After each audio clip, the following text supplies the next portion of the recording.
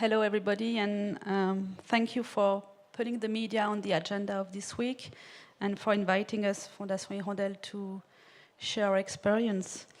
A couple of words about Fondation Hirondelle. We are a Swiss organization created 23 years ago by 3 Swiss journalists, and our mission, in a couple of words, is to produce and broadcast information and create platforms for debates in fragile context countries and post-conflict countries. And our goal is to enable people through information so that they can make their own choices. We have 3 pillars of work.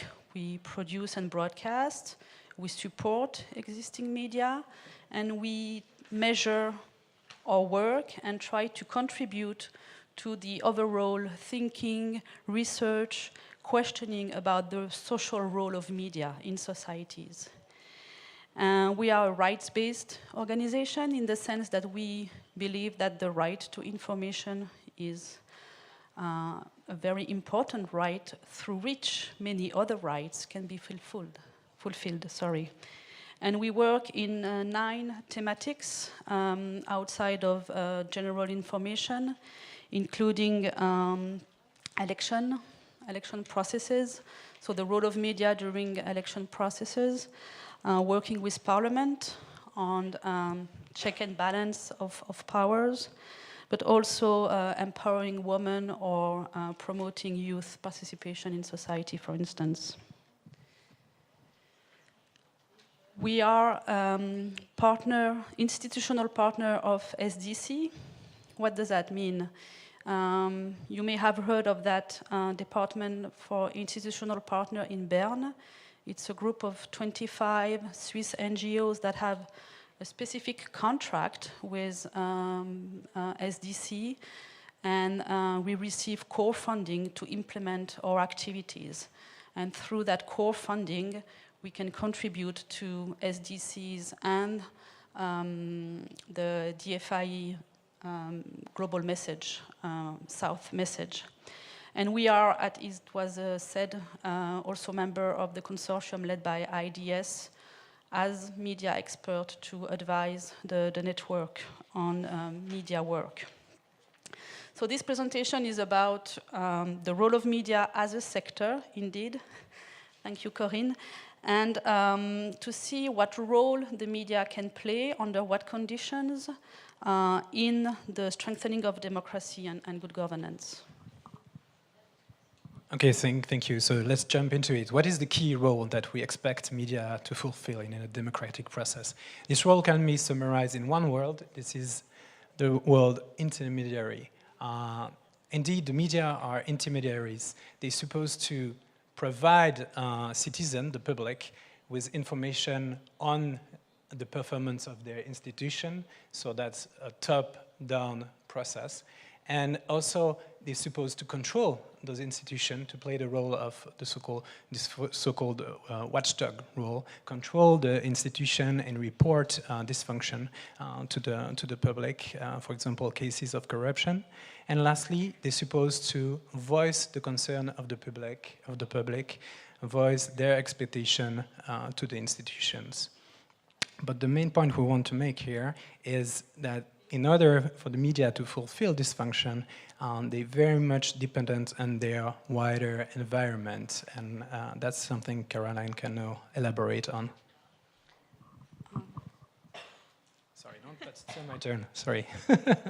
So this relationship is between the media and its environment is a relationship of interdependency, whereby a supporting environment, a positive environment that is characterized by supportive institutions that understand the role of media, that value the role of the media, and will adopt supporting laws. And also a strong market, diversified market, a market that provides with revenue opportunities, and also very importantly, a strong social support. That means strong civil society actors, and also citizens that, again, value the role of the media and understand their responsibility as consumer of information and as actor of information flows. That's what captures also this notion of media literacy. So you need those conditions to be fulfilled in order to enable the media to play a positive role in the society. And when we talk about a positive role, we talk about providing factual and balanced information. This is absolutely essential, especially in crisis situation, but it's not enough. Increasingly, or very importantly so in polarized media sector, what is very much lacking is our platform for inclusive and balanced debate. So that's also what the media should provide, to make sure that the different points of views are heard, are confronted, that the different stakeholders confront and negotiate and find common grounds. And if this role is played, if those functions are fulfilled, then the media also in turn contributes to creating a more positive environment. So you have a sort of a interdependency, a relationship, and an upward positive spiral. But of course, this logic also applies to the downward spiral, in the sense that a negative environment, authoritarian regime, restrictive laws, weak markets, concentration of ownership, and weak media support will lead the media to practice sense of self-censorship or even disinformation. The issue of polarization, I guess, is pretty obvious in very fragile media context, but it's also very real in the most developed environments too. I guess this is familiar to you because we have all this natural so-called confirmation bias. We tend to consume the type of information that reinforce our pre-existing views. That's very natural to all of us. And this natural tendency is now reinforced or combined with the work of algorithms on social media that tend to push to us the type of media content that we are the most likely to click on. And so this trap all of us in so-called information bubbles. And this fragment makes a more fragmented media sphere, and so often a very polarized one. So this problem is also very real in our own environments here in the North. And again, toward the downward spiral, this interdependency relationship is very real. And I guess the main takeaway here is that if you want to promote the media, and the media function in a democratic process, you need to take into account those different layers that constitute an enabling environment, and that's where Caroline will elaborate. Thanks. I was told to come to the middle, so sorry if I'm hiding the picture. Yes, media environment is very complex. They mirror society, political environments. And to give an image, you know, it's like when you're building pipes to provide water to the population, a lot of questions arise, and you need to collect a lot of information so that your pipe system works. Who built the pipes? Who turns on or off the source? Who pays for it? Who accesses the water? And what is the quality of the water in the end? So all these questions, you can imagine when you work in the media sector, that they also come and they need to be addressed. And this is what we wanted to show with this multi-layer picture here. At the top level, the global view, the meta view, is really to assess the socio and political environment from the institutions and from the public perspectives. Is there an enabling environment for media? Is there trust in the media and acceptance of the role of the media? This goes back to media literacy, understanding the role of media. The legal layer, the legal environment. Of course, you need a set of specific laws for media to operate. Is there a Freedom of Information Act? Is there a Freedom of Expression Act? Is public access to information guaranteed in the Constitution or in the law? But then what about broadcasting authorization? Who decides who can own a media, ownership of media? And then you have other non-specific media laws that may have a big impact on the media sector. Taxations. How much are media taxed to operate as an enterprise? Are they allowed to import communication equipment in such a country? The labor law. What is the status of a journalist? Is a journalist protected? Do they have press card? What about their safety? So all of that legal environment will have an impact. Then you look at the market. You have public service operators, national radio, national TV, and you have the private sector, the commercial media. So in a market that raises question of competition, of monopoly, of concentration, and is there an advertising market structured enough, big enough for all these actors? At the professional sector level, there you look at the status of the media practitioner. Of course, you have the journalists and their unions, the associations, but also the press councils, the self-regulatory bodies, the school journalism or the communication department in universities. How are the actors of the sector trained? And the research sector. Research in two ways. One is to survey the audience and know people's habits and how they consume media, but also research on impacts and effects of media and content. Finally, there is the media in itself, the organization that produce and broadcast in a set environment. There you look at the quality, the quantity, the mission, the purpose of the organization, and there are some key questions to look at. Can that media reach a maximum of potential listeners or users? What is the reach? And within that reach, what are the demographics? Will the young people go to that media? Will it be more the elite? Will it be more the rural or the urban? So all of that information is important. And more today, this is what we try to show with the kind of the flower here. We have to ask ourselves these questions with a multimedia point of view.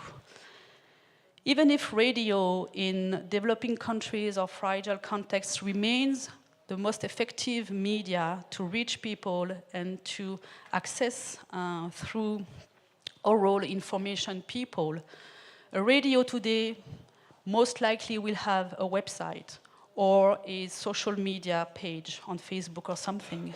So by definition, they have a multimedia activity. What does this mean? What are the consequences of that? So all media have to be looked at, if you do a SWOT, with their strengths and weaknesses, but also the opportunities they carry, given their reach and the nature of their mission.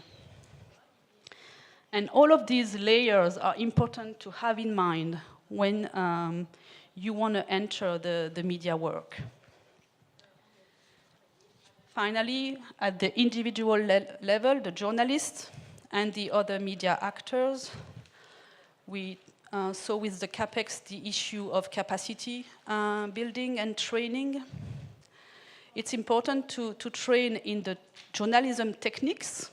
Journalism is a profession. There is a lot of debate about citizen journalists. As journalists and professionals, yes, citizens can contribute to witness information, but you need to be trained to produce an information, to put it in a context, and to verify it and to deliver it to a population. So there are techniques, there are a set of rules, ethics going with it, and that's very important. The same way doctors, lawyers have code of ethics, journalists have code of ethics. But journalists also need to be trained to cover specific topics. And in this more and more complex and globalized world with very difficult issues such as good governance, climate change, migration, journalists need to understand these concepts to be able to transfer them to the population and explain these situations to the people. Are the journalists as a community representative of the society? What are, there again, the demographics within the journalist community? Are they mostly men? Are they mostly white? Are they mostly old? And so what about the minorities? How are they represented? This is very important because these are the people who also will report on some issues differently than others. And there, in the newsroom, it's very important to, as much as possible, have a balance and have a representation reflecting the reality of the society. Security of journalists is more and more an issue. Journalists are threatened, they are sometimes killed. It's one of the professions with the highest level of impunity. When a journalist is murdered, very often we don't know what happened, who murdered the journalist, so that's a major issue. But what we always try to train our journalists is that, yes, they have rights, but they also have duties. And the responsibility of a journalist is important, and a lot of the training should be associated to this responsibility. So to recap, there are different layers and therefore different engagement opportunities. That's a non-exhaustive sample. Just give you a few ideas we can then start the discussion on. But again, because you need to take into account all those different layers, and it's of course impossible to, we cannot expect that from one single donor or one single implementer, implementing partner. So there is a need and an opportunity for coordination between actors, and that would be certainly one of the recommendation this network could work on. And by the way, when we talk about coordination between actors, donors, implementers, and so on, the different donors and different implementers, this include also, and we wanted to highlight this, the UN in conflict and post-conflict environments. This includes the UN peacekeeping operations that increasingly create their own radio station. In here, I think of my colleague from Mali, she knows what we're referring to now. And perhaps Caroline could say a few words on the Malian context. That is a good example in this regard. Thanks. Just as a conclusion, I want to share with you our experience in Mali. In 2012, we were asked by URTEL, which is the Union des Radios Télévisions Nationales du Mali, a network of TV and radio in Mali, to come help them because they were witnessing a disrupted media landscape and political security landscape in Mali. The network is more than 300 radio stations. They didn't know how to cover the security and the war coming up. So they asked us to come and help. We look at the media landscape. We see that there is no need to create yet another media, that at the level of the content, there are production lacking, national production, production in local languages, production talking to all sides of the country, and in terms of capacity building, some weaknesses as well.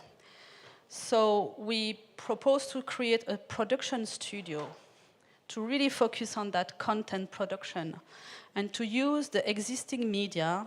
At the beginning, 20 community radios. Today we have 60 partnering with us, that broadcast live every day in the local language they have for their constituency, a news bulletin and a debate show. So we are working at different levels with this project. We train our journalists and the journalists of this community radio as partners. We have enhanced the content production and the reach of national information in the country. We support Urtel as an association to strengthen the network and be able to develop more projects on their own. And we try to help by developing income generation for the community radios, their capacity to generate their own revenues. It's, I'm able to say, quite a successful project. The audience is there, the social contract between the listeners and the editorial team is working, but we are very fragile because at the legal environment level, we are not active, we are not working. Yet there is a law in preparation within the government to review the status of these community radios. And if some article in the law pass deciding that X or Y community radio is not legal anymore in the country, our whole system falls down because we don't have our broadcasting partners anymore. So you see how at different level, one piece of the puzzle can really impact a functioning project or an enabling environment. Thank you.